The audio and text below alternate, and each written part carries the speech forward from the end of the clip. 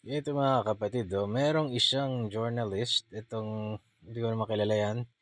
Sabi niya, San Antonio men are so broke they even propose at KFC. They have absolutely no class. I mean, who proposes at KFC? Wow.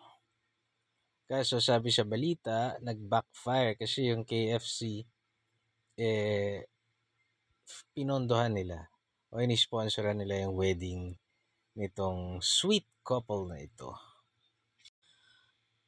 Well, I mean, kaya nga pwede tayo siguro mag-post ng kanya-kanya nating mga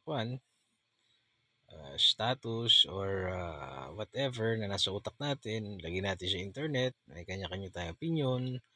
Okay lang yun. Pag nagustuhan ng maraming tao, viral ka. Influencer ka na. Kikita ka na, ano. Pero ako, asar na asar ako sa mga taong mapagmataas. Yun. Asar na asar ako dun sa mga tao na nagsiset di umano ng standard na gusto niyang i-implement para sa lahat. Hindi pa siya magpasalamat kung naranasan niya kunwari na nag-propose yung kanyang fiancé sa isang high-end na lugar with their friends at talagang wow. No? Tapos gusto niya lahat ganon. Pag hindi ganon, purita ka. Alam niyo, let me tell you something. No? Isang storya na nababasa ko dun sa mga babasahin ng nanay ko, mga catalog niya, magazines, etc. Doon sa istoryang iyon, may dalawang magkaibigan na babae. Yung si B, inggit na inggit siya sa kaibigan niyang si A. Kasi si A, laging sinashower ng mga sweet nothings, romantic channeling, gifts. Tapos pagka Valentine's, talagang kakain sila sa mahal na restaurant, bibilan siya mga Louis Vuitton, Chorva, talagang material things. Pero one day, sabi ni B, swerte mo naman, no? Yaman na ng pangasawa mo, no? Yung asawa ko, wala man lang ka-sweet-sweet na ililimutan niya anniversary namin, Valentine's, wala. Pero okay naman siya, good provider. Pero yung asawa mo, sobrang great kasi talagang may mga flowers ka, may mga luho ka, may mga travel ka, may mga bags ka, wow! Tapos sabi ni A, alam mo, ako nga naiinggit sa'yo sa napangasawa mo. Bakit? Sabi niya, why? Kasi yung napangasawa mo, alam mo, nakikita ko, kailanman di kanya sinaktan, di kanya pinagbuhatan ng kamay, di kanya iniwan sa daan.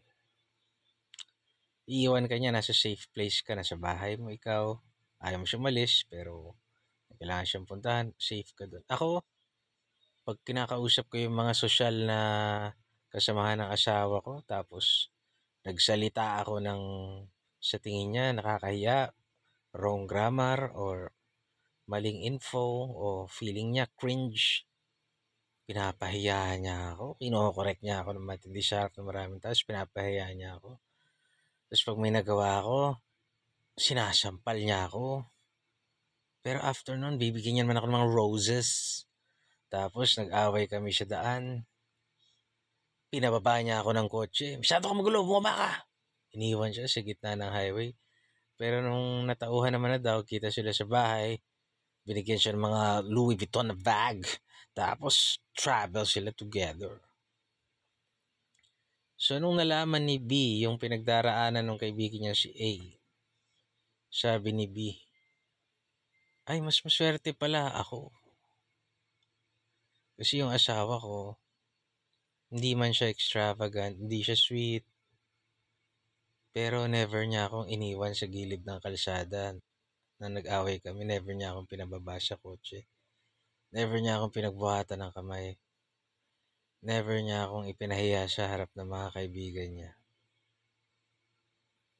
So, may lesson doon, di ba?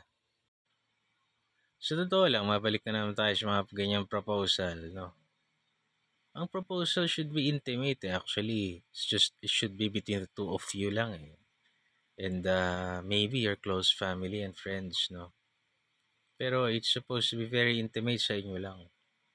Ngayon kasi 'pag may nag-propose, ipo-post sa social media, ipang-iinggit sa iba tapos pakikialaman yung kung ano man yung pinost ng iba na maligaya sila or minsan hindi pa nga sila yung nag-post eh. Nakakuhaanan lang sila ng ibang tao tapos pinost. Tapos i-judge. Pero hindi mo alam yung mga ganong simple lang. Minsan akala mo sa KFC lang nag-propose. Yung pala yung magsisikap para bigyan ka ng magandang buhay. Yung binigyan ka ng extravagant na proposal, pinakasalan ka nga, lolokohin ka naman.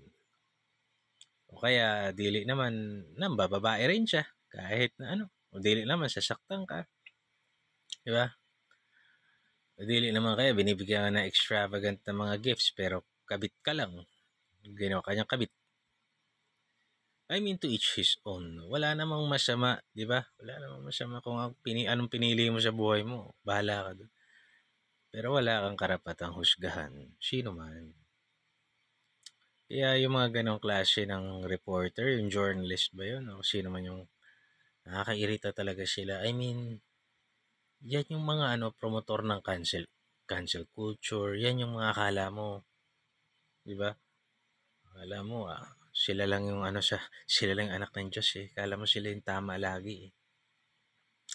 But anyway, God bless everyone and ako naman basta mahal mo yung tao, ano man yung halaga ng singsing mo, nag-commit ka sa tao, nagsisikap ka para sa tao, nagmamahalan kayo, hindi mo niloloko, okay na yun.